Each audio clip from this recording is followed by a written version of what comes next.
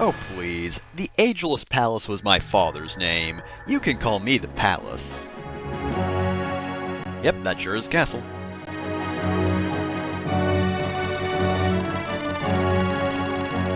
It said the Ageless Palace. You can't just call it 6 centuries old. It's just ruining the mystery, man.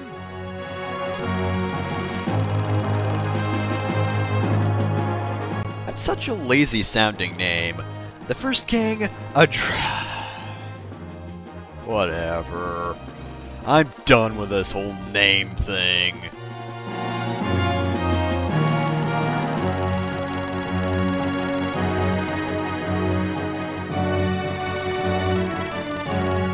But Archanea was always the greatest. Except for that point where it wasn't, because Nina's father was apparently a complete asshole, but we're gonna ignore that for now, because that didn't happen in this game. So, this chapter, we've got a couple of these right next to us, which, doesn't spell good things for them. There's this jail cell over here, very conspicuous. We've got a Monocat over here, not named this time, so he's not a boss. Thankfully that general won't move, so getting the treasures won't be too bad. But we also have a lot of mages over here, gonna want a Pegasus Knight, and oh my goodness, that forehead. It is gigantic and imposing. So, let's start the chapter. And hey, look at who it is. All these guys. They're all pretty good dudes, and also Boa's here as well.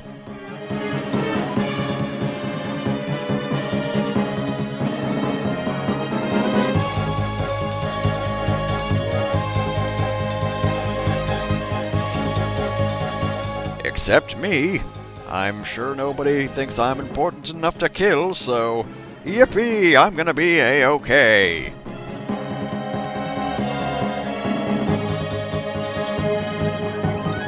Oh, you're not going to die. See, Boa is just a horrible, horrible person who always has to be a downer. He is essentially the worst.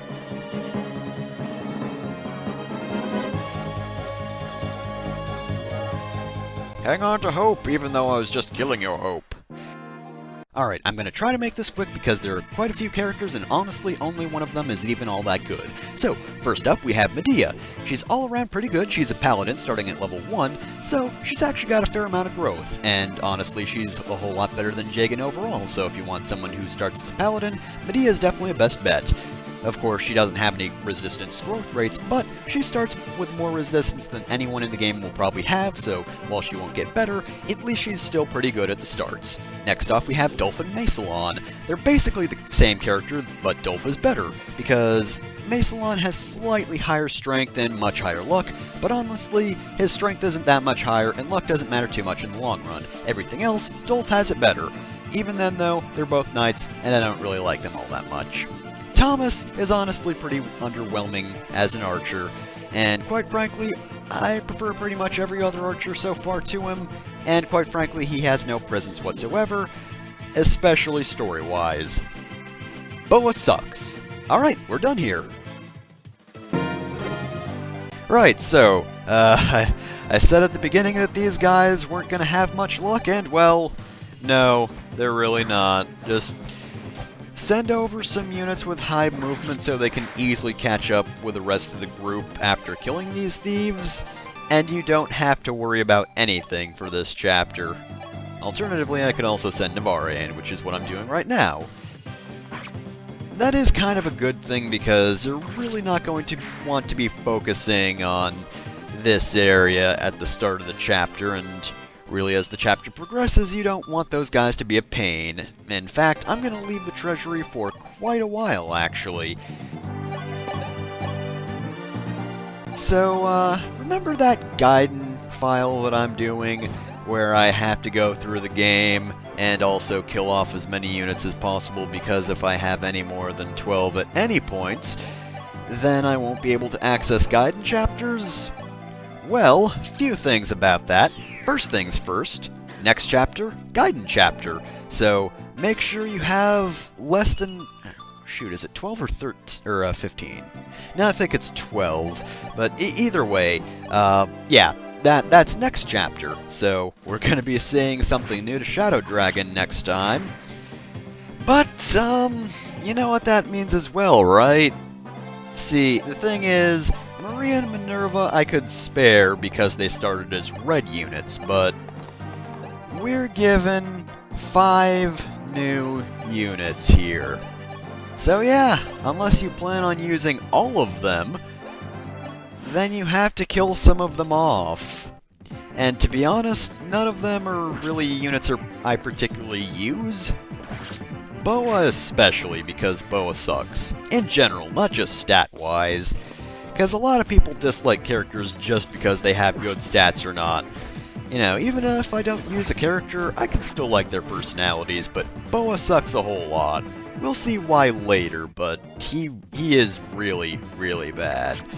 Anyway, the strategy here is basically just position your units just right so that they won't get killed quickly. Basically, you want to try to maneuver the knights towards the archer and Medea towards the mage, because she can take magic hits the best. I mean, she doesn't have any resistance growth rate, unfortunately, but her starting resistance is at least decent, and that's better than pretty much any other given character in the game, because most characters have no resistance, because this is Shadow Dragon. Now, you can do this chapter without sending somebody over with warp. I've done it before, but I just prefer that those captured units don't actually take that much damage. Because, honestly, that does kind of make me nervous, because things can go horribly wrong. Especially given there's really not much space to move around, only 2 characters can actually be safe at any given time, and none of them can counter either, so you do have to be very careful. As I said, you really don't want to put Thomas or Boa into those positions, because the knights do fine against physical hits, and Medea does fine against magic. Thomas and Boa, though, they're not that good. I mean, I guess Thomas is decent. He's got some alright HP growth, but other than that, not a whole lot to him. And by the way, we've just seen the main, I want to say difficulty, but as long as you're prepared for it, it's not that difficult, actually. But yeah, there are a whole lot of reinforcements near the start of the chapter, and honestly, I don't think they're that bad to take care of. Again, as long as you know they're coming and can prepare yourself, you'll be in a good position. That being said, though, a lot of them do arrive, and of course they come in waves, and you might be in the middle of taking care of one unit when another approaches as well, so positioning yourself might not always be the easiest thing. But even then, I don't think it's too bad. You know, it's just a couple of cavaliers and, well, to be fair, the horsemen, not exactly the most fun units to deal with. They are probably some of the worst, actually. Just because having an archer with a lot of range can definitely spell trouble, and generally they are pretty powerful units as well. Oh boy, once they start getting silver bows, you're not gonna like them at all. Actually, there probably have been some with silver bows by now, right? I mean, I'd imagine.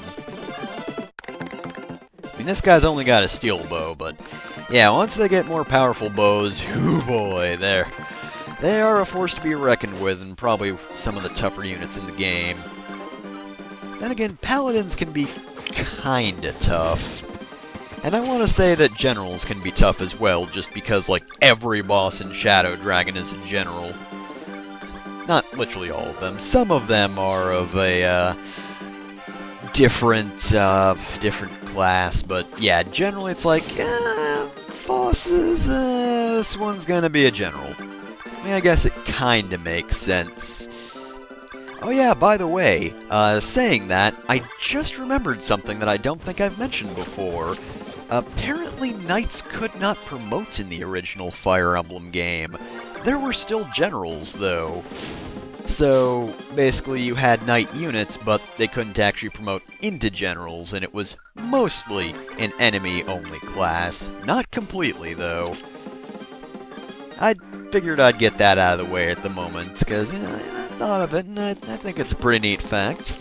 haven't really played too much of the original myself, honestly, just because it's an NES RPG, which generally aren't all that good, and honestly, strategy RPGs have not aged well at all.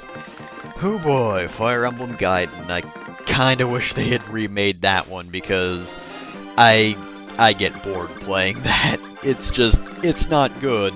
It's so dated, and my god, all the chapters, there's just nothing to them. People complained about Awakening's map design, but dear god, Gaiden has a whole lot of nothing. Thankfully, though, the game's kind of inspired by it. Turned out a whole lot better. Though, to be fair, I think inspiration is pretty much just, well, maybe some of the classes, and also the fact that there's a map. That's pretty much the... Oh, right. That's all the inspiration from Gaiden. By the way, there's a boss over there. I legitimately completely forgot about that guy. But yeah, that paladin right there is a boss. Just kinda there. For no reason. He doesn't say anything at the start of the chapter. He doesn't really have any presence. I'm just completely confounded by his existence. We'll get to him in just a moment. I just want to take care of the rabble over here. Try not to get Navarre into any sort of huge trouble. But then again, he'd probably be a lot better at taking care of the guy with the bow, since he would not be counterattacked, and decent level. Always appreciate a bit of luck. That's not gonna work. That'll work. Just annihilate him with a wing spear. I save these things way too much. Wing spears and rapiers are both things that I have plenty of because I've just bought so many, but I never use them. I am indeed one of those guys who's like, well, I'm gonna buy a whole lot of this stuff, but just in case, I need to start saving up. Gotta stock up on everything. Now, I forget, does this guy even have dialogue? I actually legitimately don't remember, but I don't think he... No, he doesn't! I knew it! Heimler has no dialogue! He's just here! He has a face! I don't know why! Like, they put in so much effort for no reason! Like, they couldn't just have a random paladin in the middle of the battle? I don't quite get why. Oh well, he's dispatched easily enough, because I got my axe user over here. Board's gonna take care of him, and after that, the path should almost be clear for Julian to free all those prisoners. I mean, in fairness, they're not gonna have much of a use. And as I probably said, or as future me will probably say, I should put it like that, none of them are really that amazing. I mean, I like the group, but out of all of them, Media is really the only one I would consider using. I mean, she does have some pretty good stats in all fairness, and out of all of them, she does have the most personality. Though to be fair, Thomas has literally no personality whatsoever. He has no lines in this game, and I don't think he talked in Archanea Saga either. He has to talk in the next game, though. I remember that. You find him in a village, therefore, he has no choice but to have lines.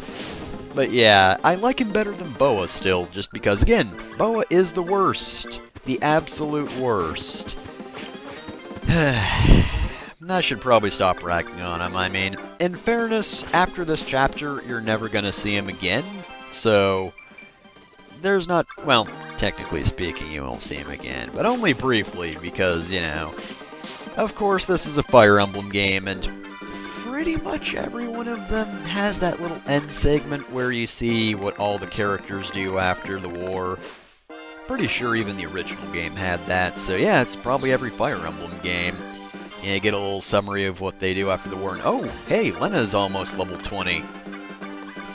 Have I mentioned that? So, I am sorry if I'm repeating myself, but I just remembered, I think I might have mentioned before that in the Game Boy Advance Fire Emblem games, I always have a problem leveling up clerics. Like, I can never get them to their promotion in time for the end game unless I promote them slightly early, like Priscilla in Fire Emblem 7. Slight spoilers if you're following along the non-commentary playthrough of this, but Priscilla's gonna be the last one promoted, and I don't think I even promote her at level 20. I think I promote her slightly lower. I got close, but yeah. In general, I guess you don't get nearly as much experience for healing in that game, but I can never really promote those guys.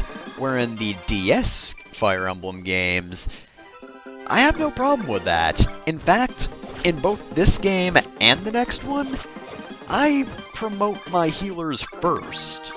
Like, they are definitely the class that always gains enough experience to promote right off the bat. Well, not right off the bat, but you get my point. They're always the first to promote for some reason. I don't get quite why that is, but they definitely must have changed something.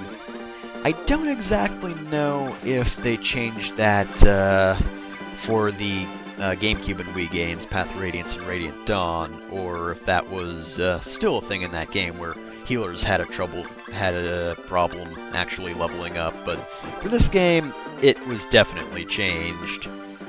I did actually start playing Path of Radiance, but then I stopped at Chapter 10, which is kind of coincidental because in that chapter you have to free prisoners, and I think the reason I stopped playing is because for some reason I tried to play that stealthily because you can, and you get bonus experience, but it is also the most annoying thing on the planet to do that, which really killed my momentum when playing that game. It was not a good idea, honestly. Which is why whenever I start playing that again, I will probably just say fuck it and do that chapter normally. Again, you definitely can stealth it in a strategy RPG, but that doesn't mean you should, because it's really bad. Of course, first I probably had to finish Xenoblade, because I still haven't done that. I just started that up again around Aerith Sea. I'm doing a whole lot of side quests for that, but yeah, still have yet to complete Xenoblade, and I know for a fact I'm nowhere near actually doing that because I do know the plot of the game at least. I have seen it played a few times, but I myself have still not finished it. I'll do that eventually. I've got a month before Xenoblade Chronicles X comes out. I definitely have time to finish Xenoblade Chronicles with my busy work schedule, well, school schedule technically speaking, but whatever. Yeah, I definitely have time to finish it in that amount of time. Oh wow, good job. I didn't actually expect Navarre to dodge. That being said, I have to admit, that Monaket has some pretty impressive speed if he actually only did one turn against Navarre. Because Navarre will generally just two-turn everything he comes across, especially by this point. He is quite the fast guy. It is matched only by his ability to critical things, but that Monaket, man, that thing was just a beast, and now, thankfully, Board is at full health, because, well, actually, no, he's not quite at full health, because his meter isn't yellow. I believe that's it, right? Yeah, it's yellow when they're at full health, so yeah, he's slightly below full health. Oh no, anything but that. He was missing 1 HP that put me in so much danger. Alright, so this should be simple enough, especially since we don't have any reinforcements coming in anymore. I mean, I do want to access those treasure chests, but I'm gonna have to hold off. The archer, though, he's gonna be tricky just because I don't think Linde can take him on, and I don't really think Castor can take him on either, which is why I did this. And hey, look at that! Linde is now level 20, so we're going to be promoting her soon with a Master Seal, and that isn't nearly as successful as I was hoping it would be, but hey, whatever, you know, you can't do everything. Gonna have the Archanea Knights just mosey on over here. Ugh, yeah. Silver bows are very, very scary things, to be honest. Very scary indeed, but less so when you have a man wielding an axe. Look at him go! Oh, Board, I like you. I don't know why everybody's least favorite character is Board. Though to be fair, personality-wise, I can kind of understand it. Board and Cord are kind of generic, except I don't think so. I kind of disagree with that. I mean, obviously not the most fleshed out character. Ogma definitely has more backstory, but, you know, despite that, I enjoy Board. And Cord's alright too, I guess, but Bord is the handsome one. Trust me on this one. By the way, it is actually a joke in the next game that Bord and Cord are basically the same person. Wow. Today is not a good day for the enemy units. All this threatening fire and stuff, and we're just gonna casually dodge.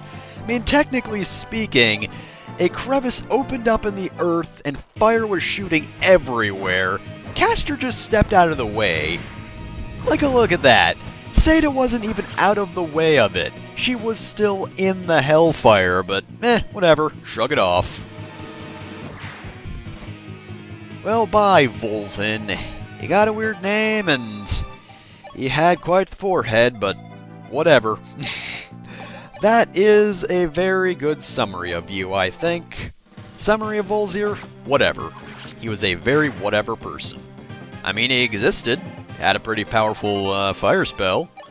He had the powerful fire spell Baloney, and Baloney is terrifying. His first name is Baloney. I don't even know how to spell that.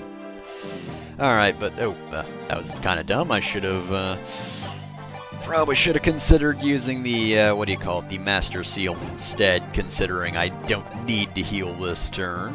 Kind of just wasted some experience there. Shame I couldn't bring Maria either. She would have benefited from experience quite a bit. So, by the way, whoops, I did accidentally speed this up. I didn't mean to, but whatever. It's not really a huge thing anyway. It's just a short animation of them transforming. But Lena promoting is actually really, really good because she has one of the best magic stats in the game, and she might not be able to take hits the best, but she will kind of destroy everything ever.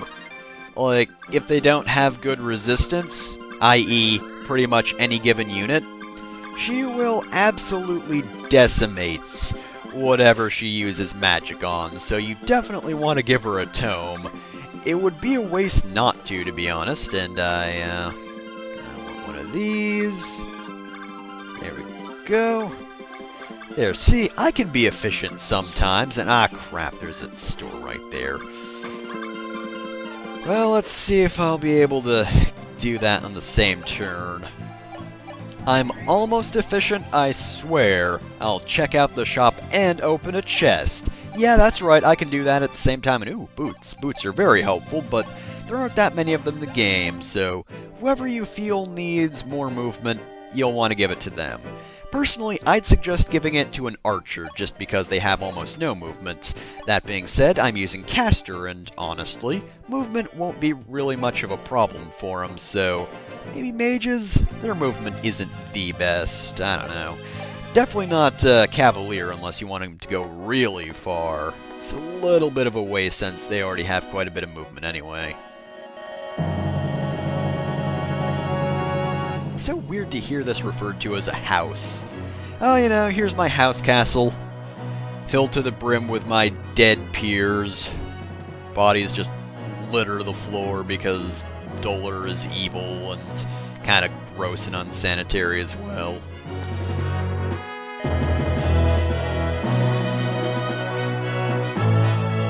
Oh boy, is it another fire emblem? Oh, I guess that's pretty cool. Well, Caster probably can't use it, but he can put it in his bag anyway.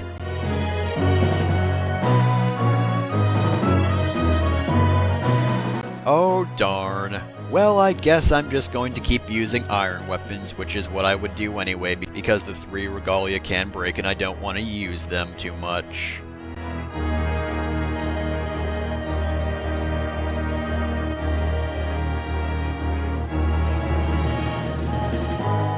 Just call it the Fire Emblem Marth. You don't have to mix around the words like that.